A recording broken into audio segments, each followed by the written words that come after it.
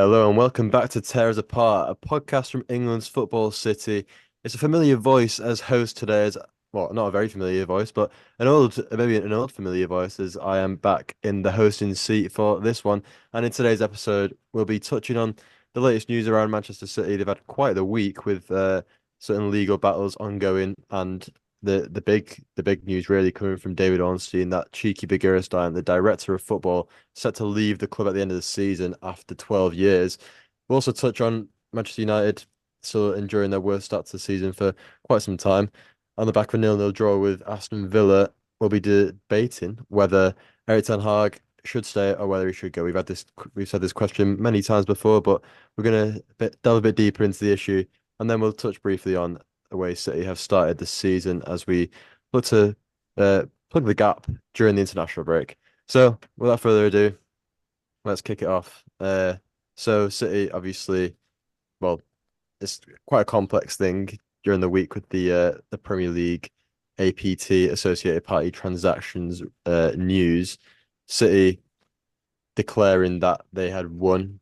They claimed victory because the Premier League's guidelines were deemed unlawful. Premier League, however, also think they won on many counts.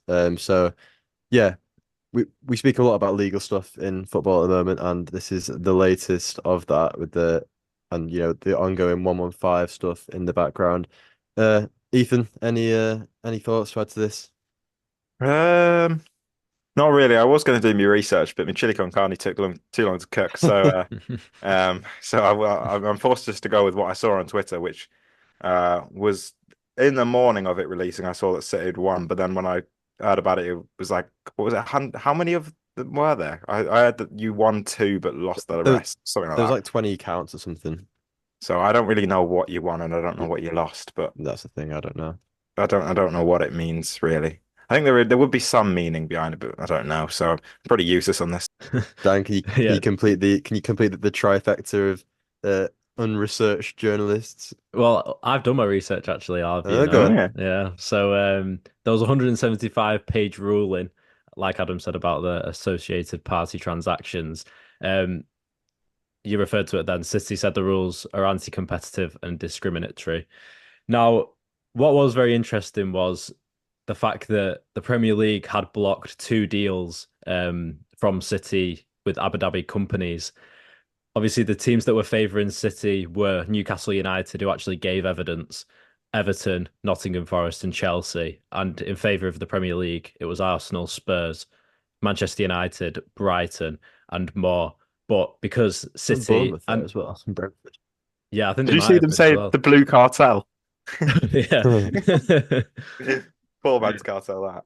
But now Yeah, the league, so the Premier League now no worry. have to amend the rules and make them lawful now. So Yeah, it sounds more like a City win than a Premier League win, put it that way. I think because I said I prefixed this podcast by saying like we'll keep this discussion short because the bottom line is no one as football fans really understands this truly unless you have a legal background. And of course, like maybe City didn't win on all accounts, and of course, both sides are going to say that they've won because that's just how they operate. That's just life. But the fact that City have proved that these rules are unlawful and they're forcing them to be changed, to me, it seems like a good thing. But like I say, we don't actually know, and all the legal stuff, like collectively, 115 and etc., kind of just like I feel like I mentioned in terms of none of us can truly understand it. I'm kind of tired by now. Like, of course, I'll say it again. If we are guilty, throw the book at us, punish us. But I'm just a bit tired of all the media coverage of it, as though it's like it's not going to make the verdict come any faster. Like it's coming in the next couple of months, you'd assume. And it's just all the unnecessary coverage of it. It's just like just wait for a verdict to come and then go from there. So I personally think I'm a bit tired of it all, and I shouldn't really. I feel like I don't really care enough about the legal stuff. Like to me, as a football fan, I just care about the 11 men who kick a ball on a pitch. Like I'm not. Of course, there's things I love about the game in a wider picture, but certainly lawyers in the courtroom, I don't pay any interest in. So yeah, that's my personal Uh, standpoint. Are you more confident now because City have let's just say they have won this, do you think going into the 115 charges, are you a bit more confident now going into that?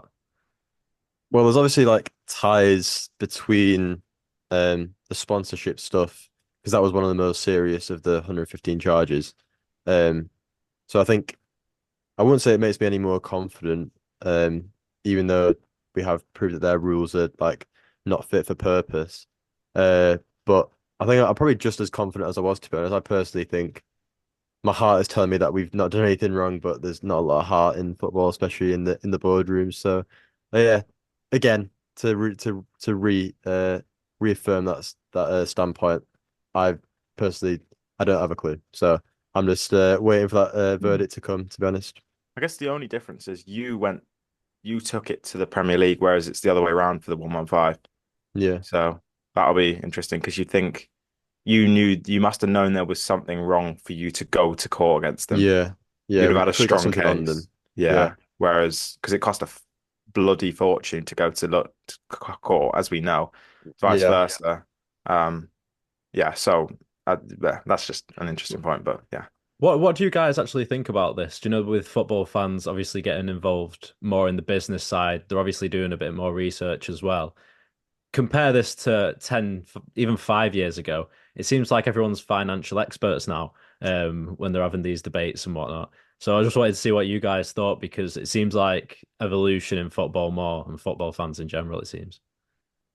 It's just that um, there's more, I suppose, football like in the way we're seeing all this about like football fans consuming stuff about the finances, etc.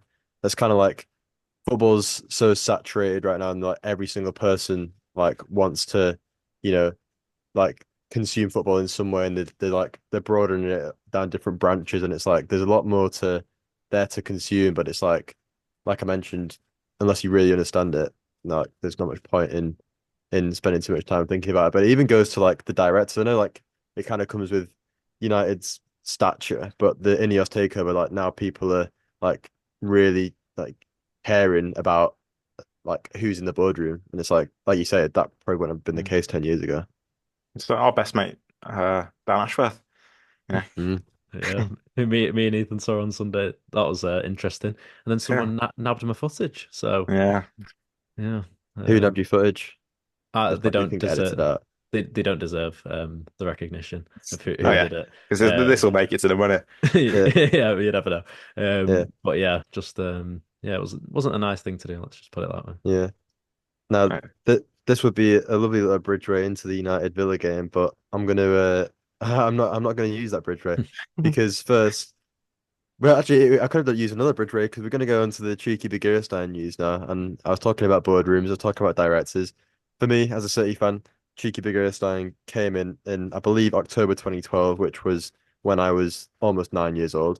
Um, so I've basically known nothing else other than Txiki Begiristain as City's director of football. So it's going to be quite a change well, he is set to leave at the end of the season. It's going to be quite a change for City. We've been looking at Sporting's Hugo Viana, who's done a good job at bringing through young players and like adhering to the philosophy of a manager, which clearly bodes well for City. But yeah, it's going to be a big change. Dan, have you got any thoughts on this? Do you think Yeah. this has any bearings on potentially the future of Pep Guardiola? Possibly. I raised that question as well earlier this week, but I do think that Pep will stay on for another 2 to 3 years. I think it's just sort of made there. I know Ethan, you're obviously not happy with that. But on the director of football front, at first you think who's in the CFG that would get linked. So then you think Girona's director of football, Kike He wants to Carcel. stay, apparently. Yeah. Yeah. And that fully makes sense. But then when you weigh it up and you think City have had a scouting player development partnership with Sporting for a couple of years now. So that sort of makes sense if they've been working together so close. Um, I was looking into Hugo Viana today, and he's been there since 2018 and has worked close, obviously, with Ruben Amorim, who was linked with Liverpool in the summer, as they won Sporting's first Liga Portugal since 2002 in 2021. And then you see the They're likes top of the of league as well. Yeah. So I Yeah. think 6 wins and six, Gyökeres on fire. 7 and 7. And you speak about Gyökeres, they got him from Coventry for what, Yeah. 17.5 million, and now he's worth 85 million plus. So Yeah. he does it seems like he'd go into City perfectly, Hugo Viana. Yeah. I think we've also dealt with Sporting in the past. Most recently, Pedro Porro. We sent him there, and he became what he is now. That's how he ended up getting like such a good. Well, I think it was actually Sporting bought him off us after like a loan that was made permanent, and then he went to Spurs like pretty much straight after. We also like took a talent from them a few years ago as well. But yeah, I think there's definitely relations there. And I think it probably would be a smart thing.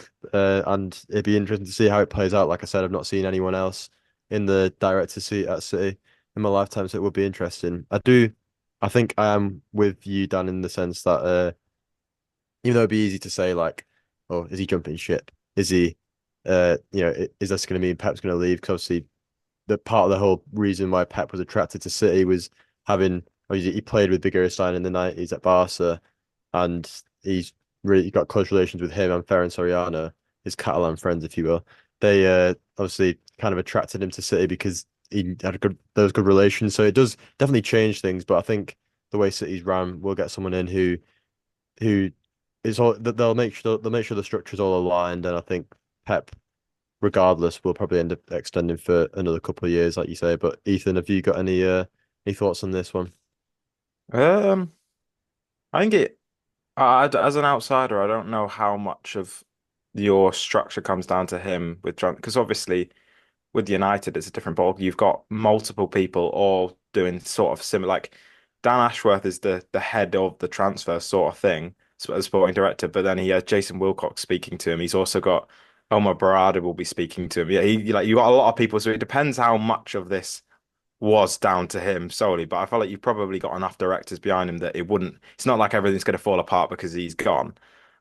You've sort of built a system a hierarchy that is very solid because you've lost a lot of people over the years because they've gone on to different places, but you've still been fine. So I think it's probably one of those where he'll go, but you knew, I think I saw Fabrizio said that it was already planned he was leaving. Yeah, So yeah, I think, granted, the case is the 115's been around for a while now, but I think you'll probably be fine. It just I don't know. I don't know how much impact he has, but obviously he has a big impact. But yeah, I mean, Sporting's obviously a big step up.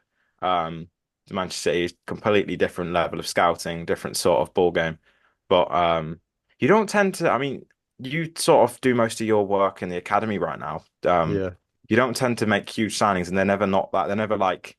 I mean, Alvarez was, I guess, niche-ish, but he was known. Like Mm, Rangnick spoke about him, what in United circles, but like you don't make the most niche signings really. So I think it's like, you do a lot of your scouting stuff in the youth, and your youth is like that's not going to be affected. So yeah, yeah, I think you'll probably be fine. But I wouldn't be surprised if they pluck a name out of thin air that's somehow got some relation to someone, to be honest. yeah. So we'll see, because a lot of the big top directors are taken right now.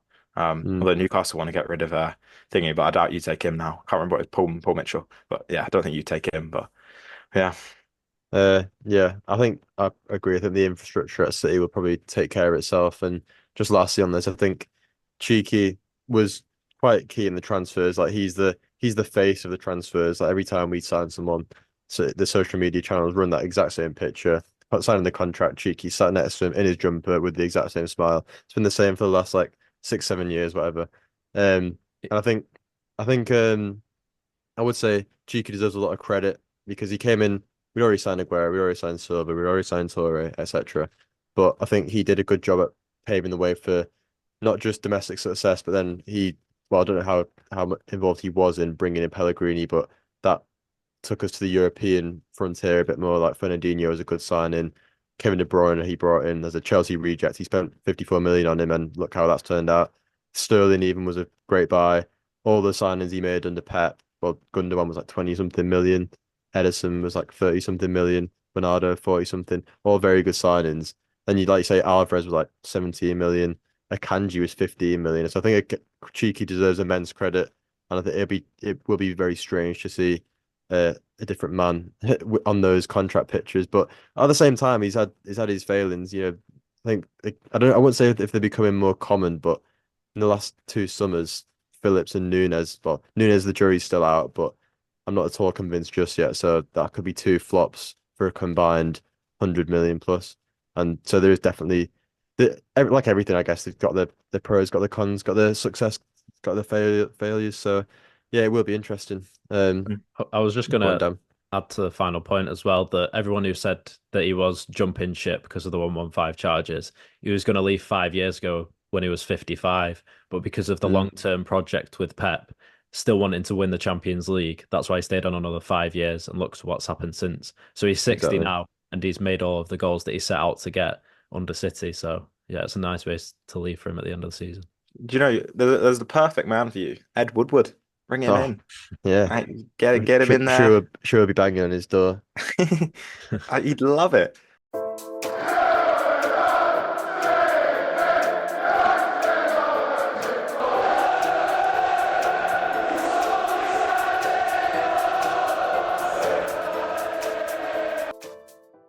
Well, from the boardroom to the pitch now, and from the blue side of Manchester to the red, we'll go Oh, back to Shakespeare. United. Hmm? Shakespeare over here. He's had a Yeah, few yeah. weeks off and he's been doing his writing. Yeah. My creative juices are flowing, guys. Yeah. Uh, yeah, obviously the last few weeks have been purely the two United representatives of the podcast, and now we'll take things over to United.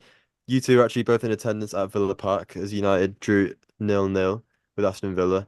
Um, Start to the season hasn't been what United fans would hope for after the promising signs under Ineos in the summer. Um, I guess all in all, this how would you guys both see this start to the season? How do you see the future? And is Erik ten Hag the right man? Is it how long do you give Erik ten Hag before you start to think about a change in the dugout? Ethan, will come to you first. Um,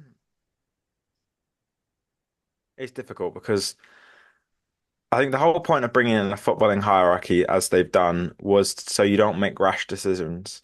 Um, because the Glazers sort of made decisions based on, I think a lot of it was based on fan pressure and based on results. So they wouldn't sack Solskjaer when he probably should have gone earlier because he almost needed that last bad result. And then it finally came in Watford and he went. But I feel like hopefully now it's a bit different. I mean, whether they would have sacked him if United had lost badly at Villa, who knows? Potentially, because it looked bad, but sort of then it just sort of eased off the second they got the draw. Laurie Whitwell immediately said he thinks that would save him a bit, and that's opinion, but it was the case. But yeah, I don't know.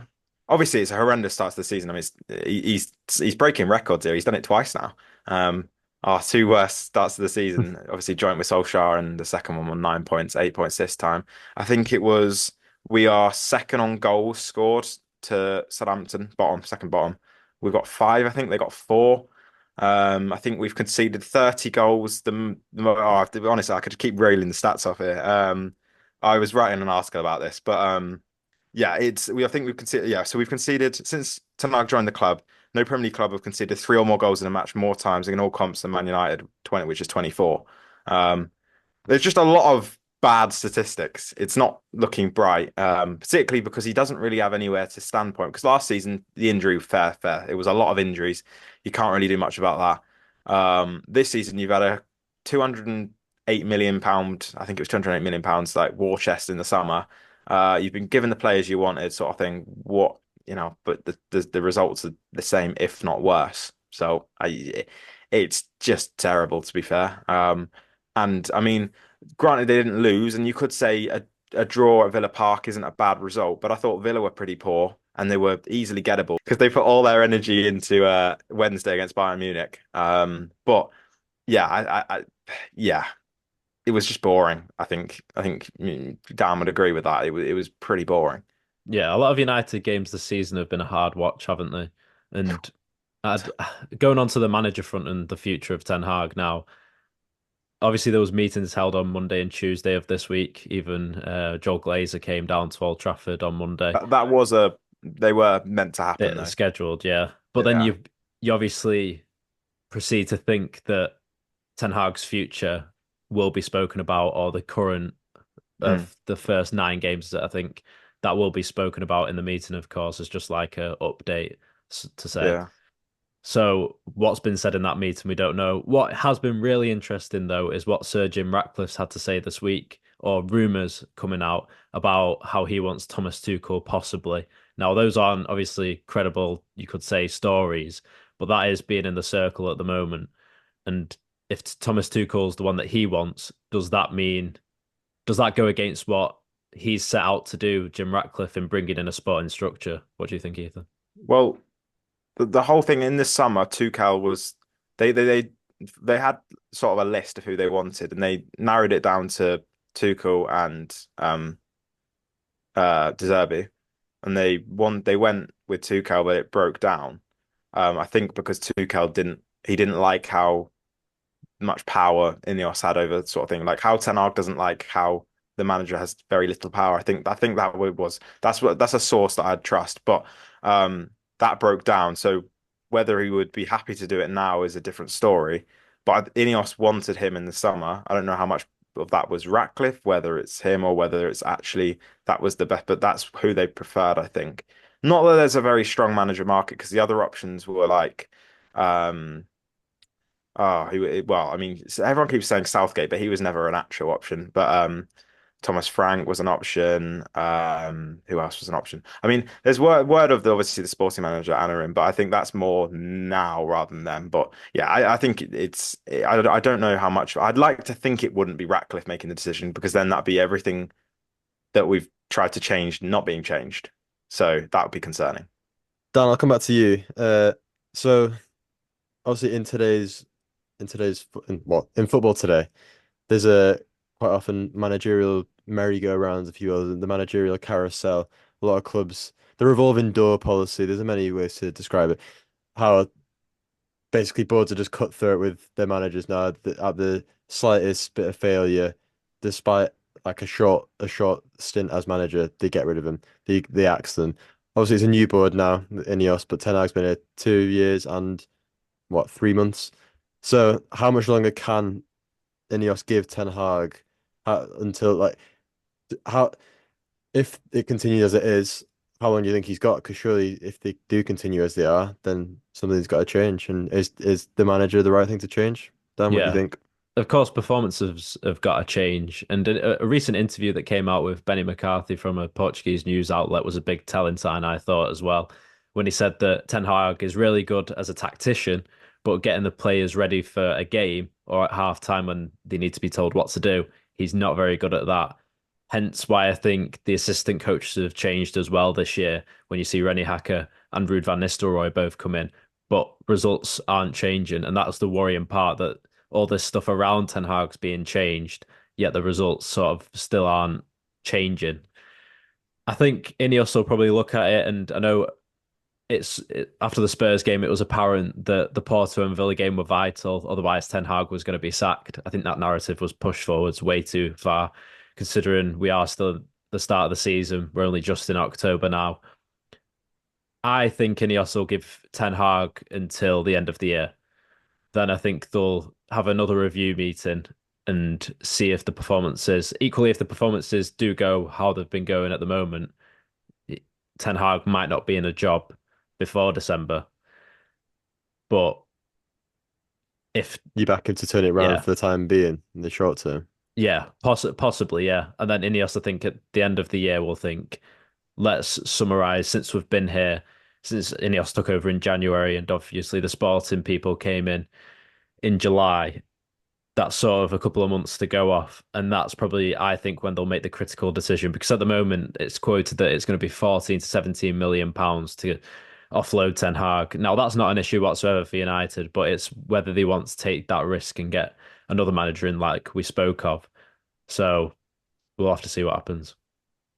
Ethan, where do you stand? Um, I think well, he's got Brentford, Fenerbahce, West Ham, and Leicester in his next four games, which I think are four very, very winnable games. Obviously the way we're playing, maybe not, but I think that's fixtures which could a few wins sort of settles the boat a bit. I think he'll be okay. But I'd hope that they make a decision based on performances, not results, because I think if you play poorly in those games and scrape by, that should still be like enough to be like this is not good enough. I hope that they've got a standard of what they expect him to be performing at, and if it's not because it's all well and good if you scrape a win against Leicester, but Leicester are well, they're only one place off United actually, but they're 15th in the league. They you should be beating them if you're with the aspirations the Ineos have. And I know people say this squad isn't great, but I still think it is a very strong squad. If you actually look player to player, this is a strong team that should be challenging for top six. Well, should really be challenging for top four. Um, but they're not, which is apparent. But yeah, so I think I don't think he'll last the end of the season because unless something drastic changes, I don't think he will. But I don't think anything drastic will change because he's not one for changing. He's very stubborn in his ways. He's never changed really.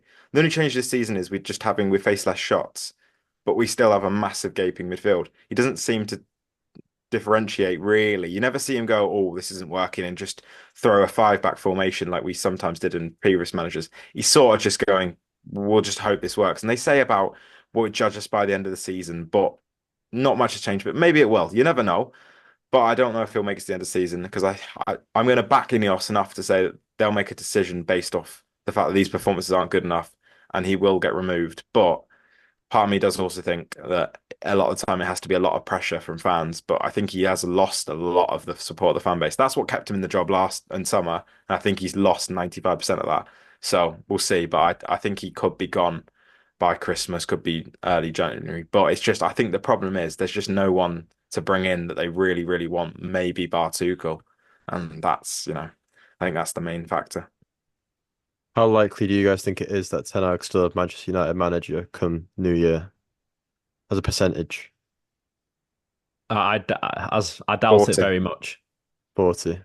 I, I'm gonna go middle ground. I reckon Oh yeah, 55. that's No, interesting. I'm gonna go Hmm. 55%. I 55% to stay. Uh, no to not being a job. Sorry. So I said 45 45%. percent Yeah, So, 5%. so you're both in a similar ballpark. Yeah. Hmm. I think the way it's going, I kind of see it the same, really.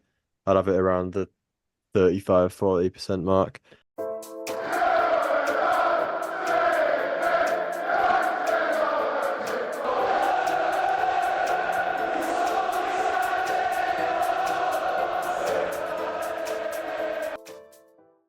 Yeah, it's not been a good start for United. City, 9 points better off, 7 games into the season at the time of recording. Um, but we are a point behind Liverpool, um, having just about got over the line against Fulham in our latest game, where Rodri's absence seemed to show again. Can't say I watched the game as I was working, but from what I've seen and heard, um, it seemed that the lack of mobility potentially in the City midfield with Kovacic, like Gundogan, etc., didn't quite it didn't offer much protection to the defense against the transitions that Fulham posed with potentially the best player in transitions in the league, Adama Traore. So Edison bailed City out on numerous occasions, and it was a bit squeaky for City if not for that Jeremy Doku goal off the bench to settle a two-goal cushion and basically put the game to bed. Uh, but it does leave a lot of questions for City. And personally, for me, I think it's a case of just finding our feet in the absence of Rodri. We've got to adapt to play without him because we're not always going to have him available. And I think we've got a good opportunity in these next 8 games or so. We've got a nice favourable run of fixtures playing the likes of Wolves and Southampton, who are at the bottom of the table. I think we can string some good form together and just keep pace for now until we start to click and until we get a real good picture of what our best team looks like without Rodri, our star man. Uh, how you guys seeing City, the impact of Rodri on City, or of the impact of no Rodri on City so far? Obviously, we spoke a bit about Rodri in the immediate aftermath of the Arsenal game the other week. Ethan, how you seeing it right now? A City, obviously, the answer is no, they're not as big of a threat without Rodri, but how big is the impact? Tricky as I did not catch the game. I just saw the XG really. Mm. Which doesn't always tell you the full story, so I don't I mean, really we know. bet to Slovan Bratislava for now, so you know. Yeah. And as we know, there is not much going on in Bratislava, so um, Indeed. Good I'm not too cinema. surprised that their football. Well, yeah, well, Good pub what crawl. a time! Come Yeah. on, oh, there's certainly a pub crawl. I'll tell you that for free. And a few questionable moments after the pub crawl. But Yeah, well, anyway, yeah, no, I don't know. I think yeah, it is like we spoke about it. Me and Dan spoke about it, and you had a clip in yeah. after. I It spoke is about massive. it by myself. Yeah, it is huge, obviously. But I think Pep is the man you'd want in that situation because he will find a way to adapt, whether it's, I don't know, put John Stones back in that sort of role or something. I don't know. He'll figure something out because he always Rico does. Lewis. It could be. I don't know if Kovacic is the sort of player that can win you a title in that position. Good player, but Mm, I don't know if that's gonna because the Premier League is a very dynamic league and teams yeah. are very good on the counter, so that might not work out. But yeah, it's obviously a huge loss. But it's as you said, if you can find your feet, sort of thing, you might be all right because you do have the attacking power to score more goals than you concede. But whether Pep wants to play that sort of style, that would be interesting. But no, I think yeah, it's probably just about sort of crawling, getting results until you can find sort of something that will work because maybe get to January by DM then, who knows? But it is still quite a while off that. So yeah, we'll have to see. Yeah, I mean, there's been whispers of Zubimendi after what he said in his press conference recently, but again, I won't read too far into that just yet. But Kovacic's two goals did turn the game on its head for City against Fulham, and he deserves credit for that. Dan, do you think, do you think City, think that was close to the solution? Kovacic, Gundogan, Rico Lewis, all kind of like dropping in there because from the reaction from City fans, it certainly doesn't seem that way. It makes most sense to play those players. I know Ethan said about John Stones then, but I think Pep's not as inclined to play him really because of the injuries that he's had obviously over the past couple of seasons. So Yeah, he's don't not rush really him in. can be relied upon too much, can he? Yeah, exactly. And you don't want to rush Rico in too much as well either. I know obviously he's even playing for England tonight, but the factor is you want to give him a not too much game time. You don't want to start him how much you started Rodri playing over 60 games, obviously, and rotation's key to that. But Kovacic has done really well so far at City, hasn't he? Obviously, you think that game where he did sort of play that position against Arsenal last year, was it, I think, in the 1-0 loss at the Mm. Emirates? Did he get sent off that game, I believe? No, but he should have been. But it should have been, that was it, yeah.